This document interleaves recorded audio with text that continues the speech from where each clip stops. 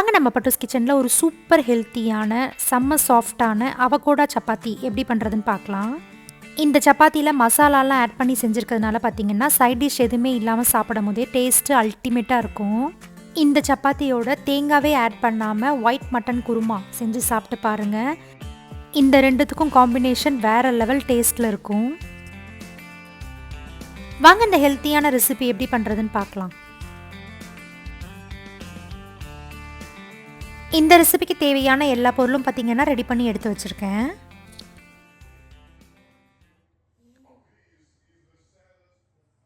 இப்போ ஒரு பவுலில் 1.5 பழம் அளவுக்கு இன்றைக்கி நான் அவகோடா எடுத்திருக்கேன்.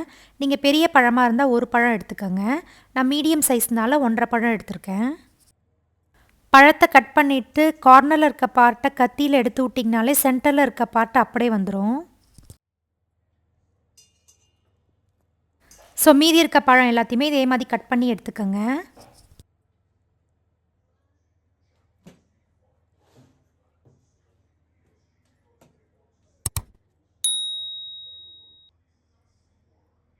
தேவையான பழத்தை பார்த்திங்கன்னா எல்லாத்தையும் கட் பண்ணி ஆட் பண்ணியாச்சு. எல்லாம் ஒன்று சேர்ந்து வர மாதிரி ஸ்மாஷர் வச்சு நல்லா மசிச்சு விட்டுக்கோங்க. நல்லா மசிச்சு விட்டு இந்த அளவுக்கு வர மாதிரி எடுத்துக்கோங்க. இப்போ இது கூட ஒரு 1/2 ஸ்பூன் அளவுக்கு கசூரி மேத்தி, 1/2 ஸ்பூன் அளவுக்கு கரம் மசாலா ஆட் பண்ணிக்கோங்க. கூடவே 3/4 ஸ்பூன் அளவுக்கு தனியாத்தூள், 1/2 ஸ்பூன் அளவுக்கு வறுத்து பொடி பண்ண சீரகத்தூள் ஆட் பண்ணிக்கோங்க. 1 ஸ்பூன் அளவுக்கு இஞ்சி பூண்டு பேஸ்ட்டு, 1 ஸ்பூன் அளவுக்கு காஷ்மீரி சில்லி பவுடர் ஆட் பண்ணிக்கோங்க. 1/2 ஸ்பூன் அளவுக்கு சால்ட்டு, 1/2 பழம் லெமன் ஆட் பண்ணிக்கோங்க. இதெல்லாம் ஒன்று சேர்ந்து வர மாதிரி நல்லா கலந்து விட்டுக்கோங்க. நல்லா கலந்து விட்டு 2 கப் அளவுக்கு கோதுமை மாவு ஆட் பண்ணிக்கோங்க. 1 கப்பு மாவை ஆட் பண்ணிவிட்டு ஒரு வாட்டி நல்லா கலந்து விட்டுக்கோங்க.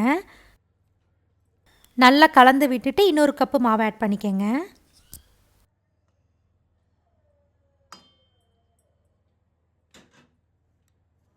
இந்த மாவு பிசையறதுக்கு பார்த்திங்கன்னா தண்ணி தேவைப்படாது, தேவைப்பட்டால் ஆட் பண்ணிக்கோங்க.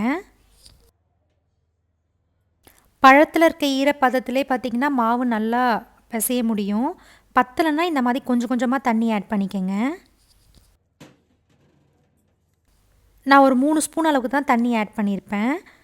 எல்லாம் ஒன்று சேர்ந்து வர மாதிரி நல்லா கலந்து விட்டு சப்பாத்தி மாவு மாதிரி நல்லா பிசைஞ்சு எடுத்துக்கோங்க.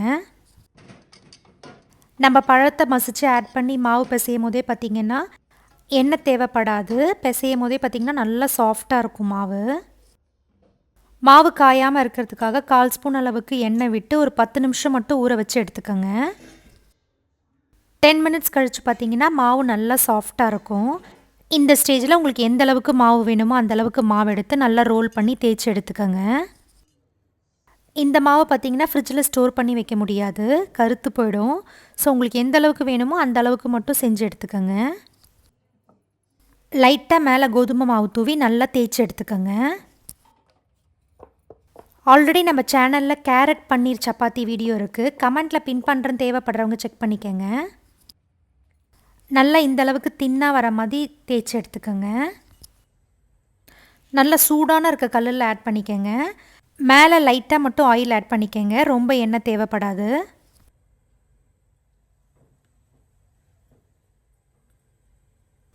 ரெண்டு பக்கமும் லைட்டாக எண்ணெய் தடவி நல்லா திருப்பி விட்டு கலர் மாறி வர வரைக்கும் வேக வச்சு எடுத்துக்கோங்க.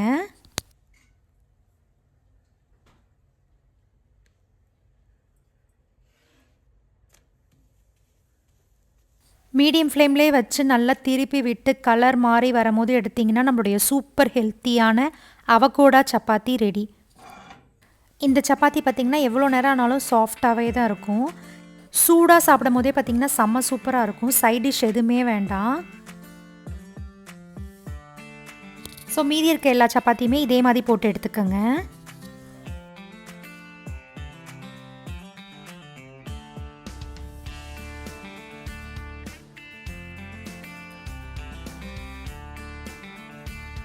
இந்த சப்பாத்தியோட பார்த்திங்கன்னா தேங்காவே ஆட் பண்ணாமல் ஒயிட் மட்டன் குருமா செஞ்சு சாப்பிட்டு பாருங்கள். அதனுடைய டேஸ்ட்டே வேறு லெவலில் இருக்கும்.